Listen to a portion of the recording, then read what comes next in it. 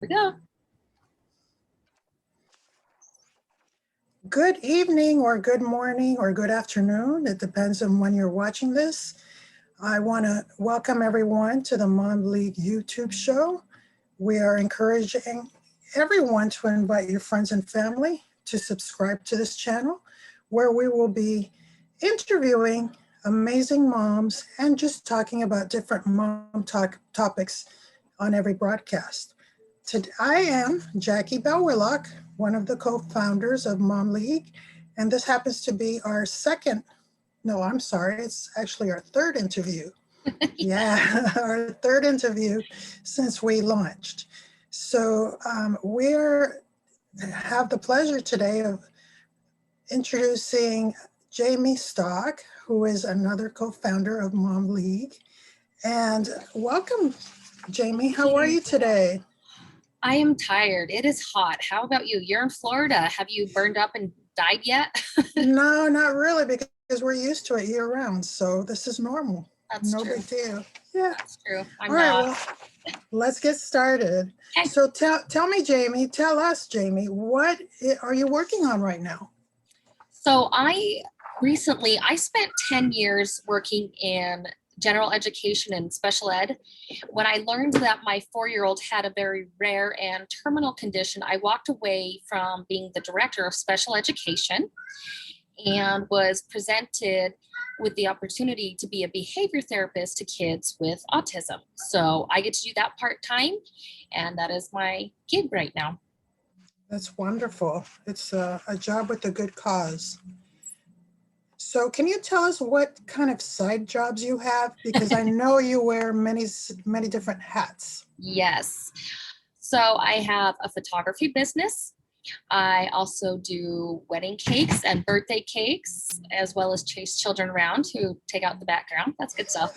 Love it live, right? Exactly. And then doing Mom League. So those are my joys in life right now. All right. Now, I know that you're a professional aside from being a mom, and you hold several degrees. So can you tell us about that? Yes. So when I was going to the University of Utah, I got a double bachelor's in psychology and then also in family and human studies.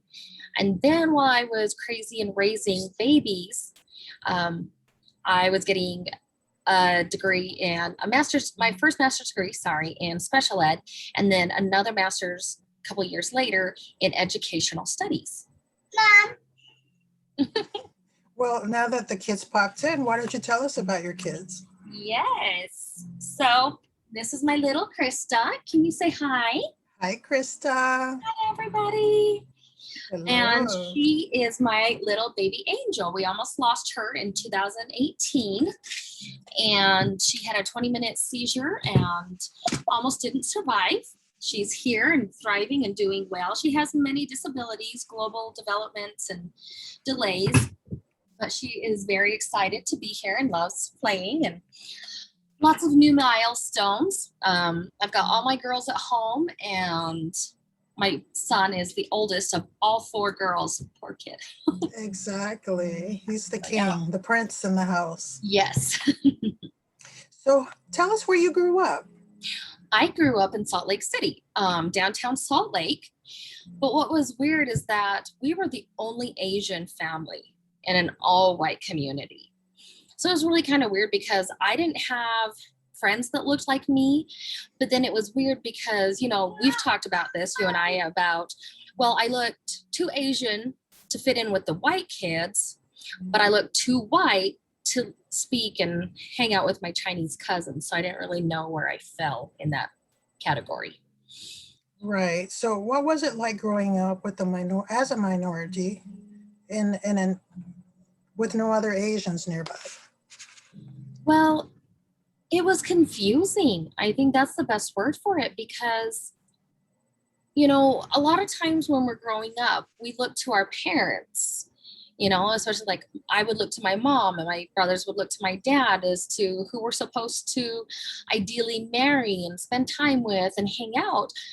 But my dad was a minority. He immigrated here from mainland China, and there were not to boast my own boat, but I was kind of like being the pioneer. My dad was the pioneer. He came here, and I'm the first generation born here in America.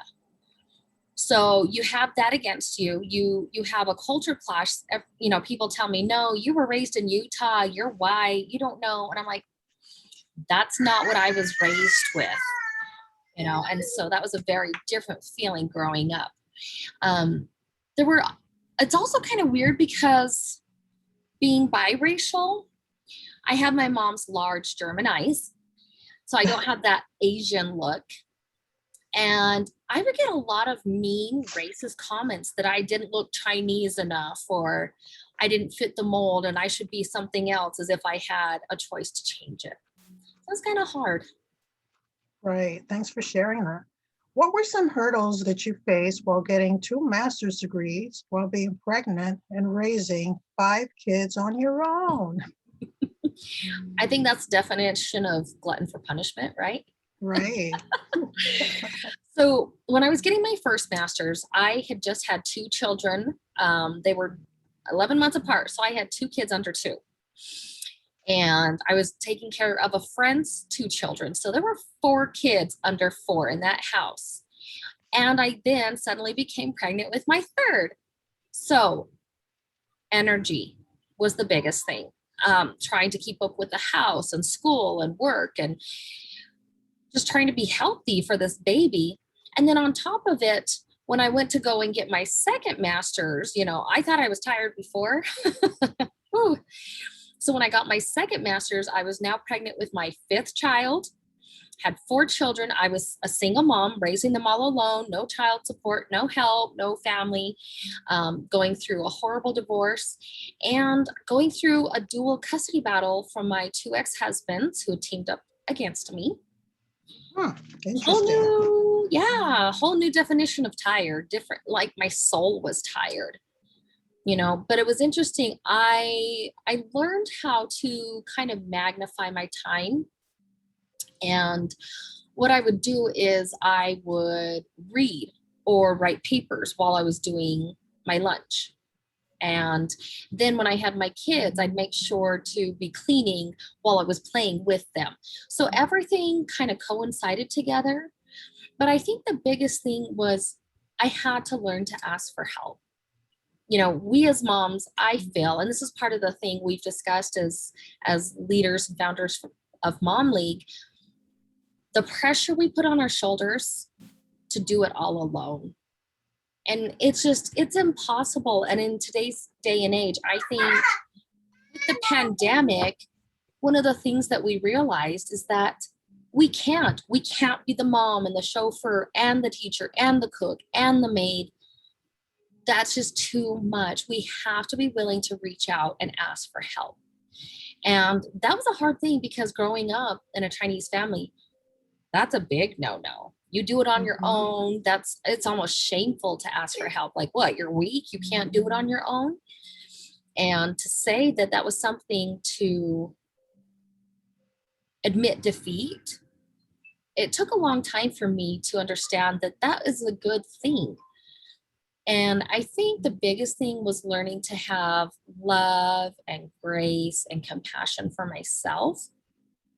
Because, we look back, hindsight is 2020, but we didn't know then what we know now. So how can we beat ourselves up about that? We did the best we could with what we had, Right. And that's, some days, I'm not going to lie, we eat ice cream for dinner and I don't care. Sometimes I'm rewashing the 3rd load of laundry because I've forgotten it so many times. It's the same one for the 3rd time that day being washed. But one of the things I try to tell moms as I mentor and coach them is that, first of all, nobody is going around with a clipboard. Right. Nobody's telling you. They're not checking off little boxes. You're not going to get stars at the end of the day. And I learned with my daughter, because her condition is terminal, and we don't know how much time we have. First of all, money is not going to make her live longer. So what does that really matter? My biggest thing is I only get one chance to raise my kids. And I'm more worried about making memories than having a clean house. So I've learned to just let Absolutely. things go. Yes. It's very important for balancing as Yes. well, you know. Yes. So along the line, you were mentioning work. So why don't you tell us one difficult thing that you face while working and being a single mom? Oh my gosh. The mom guilt. I would beat myself up so bad. I would, we get inside our own heads sometimes, and it's a horrible place. This rabbit hole that just goes downward spiral. And I would, I would get to the end of this spiral and feel like I was unworthy of any love whatsoever in the world, that I had somehow failed my kids because teachers do not make a ton of money. Everybody knows that. So we're living on the border, if not in poverty, very little materialistic treasures to my name. When I first started teaching, this is insane, but I had my first master's degree, I only made $30,000 a year with 3 kids. So I had to work 2 full-time jobs, and I'd go home, I'd drop the kids off to their grandma, and I'd go waitress until midnight. Wow. And I thought, oh my gosh, I failed them. I'm not in this loving marriage. So they don't get to have the presence of a man to look up to. They don't get to see me. I'm missing out on these milestones. And when it came down to it, I had beaten myself up so much that I would make almost desperate, stupid attempts to find what I thought was a suitable partner and parent for my kids. Mhm. But the weird thing is that because I didn't love myself and I wasn't dealing with those demons and the emotional traumas and abuse, I didn't know what love was. How can you? I always tell people, if your heart is this big and somebody's wanting to love you this much, it doesn't match. Somewhere it's going to leak out. Mhm. And that was the thing, is that I only loved myself this much, so I could only love somebody enough to fill that little hole, as well as I could only take in that much. And I don't know about you, but I think since the beginning of 2020, when the pandemic hit America, I did a lot of reflection on myself, just my life, my choices, my patterns. And I had some amazing coaches come into my life. I had an emotional coach and a nutritional coach. Mhm. I was able to release a lot of emotional abuse. And there was even trauma from before I was even more born, when my mom was carrying me, that I didn't know, and I still was carrying with me. I didn't know Mhm. that was a thing. But I learned in the end to just let that go, let go of the guilt. Like I said, nobody has this clipboard. It's us who gives it to ourselves in our head. And I started looking, one of the things was an eating disorder that I struggled with for 12 years. And instead of saying, oh my gosh, my thighs rub together, you know what? I have legs that I can chase my children with. I Mhm. have these, instead of saying, oh, I got the mom arm, the jiggle, I have arms to hold my children. And when I could Turning it into see, positives. Yeah. yeah. And when I saw that, I turned it around, that I started liking myself because I had overcome a lot. And then eventually that turned into love. And I appreciated who I had become in the process and where I had come from to become this person. And I think the biggest thing is that it allowed me to let go of the guilt and realize that, you know what, I had every choice. I could have become bitter and Right. cynical and hateful. But instead, I learned to love myself. And I think I learned to love others in a better way and more compassionately. Wow. What you've shared with us today is very profound. And I hope that a lot of moms that are listening may identify with you. And if they do, you've said a lot of tips of things that they can do to overcome some of these life obstacles that they may be facing. Right. So I appreciate that you're bearing your soul with us and sharing all this information with us. Yeah. Now, in wrapping it up, can you tell us something that's on your radar, something that you might Yes. be working on? Because I know that us moms always have our wheels turning and we're always thinking about the next project. Well, with raising 4 girls, I had suggested to me this book. It's called What a Girl Needs from Her Mom.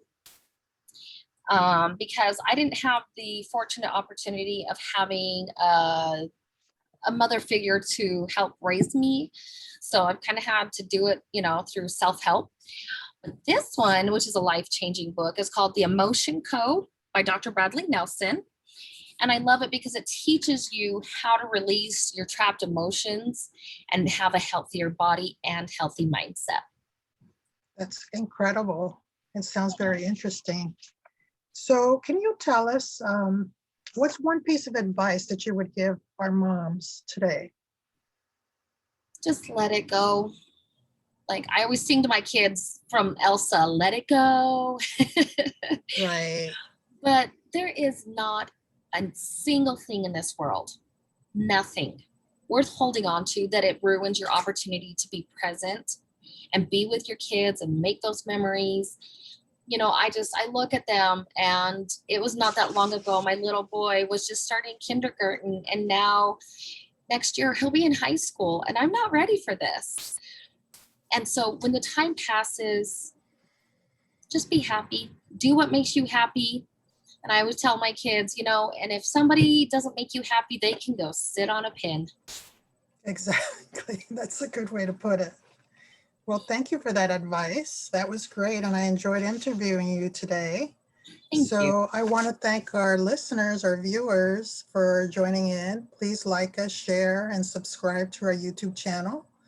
And what our goal is to, uh, you know, increase our subscription. And when we do that, we will be offering prizes, a lot of surprises, Yes. more and more guest speakers, all for you, all so that we can together learn and grow, together. So in that, Jamie, why don't you say the Mom League motto with me, which is, we rise Guys, by by lifting others others up. up. There you I go. heard that. Yes, yes. Awesome. Well, I Thank appreciate you. you. Thanks. I thank you. Yeah. I appreciate you too, and thank you for this interview. Have a good one, everyone. Bye.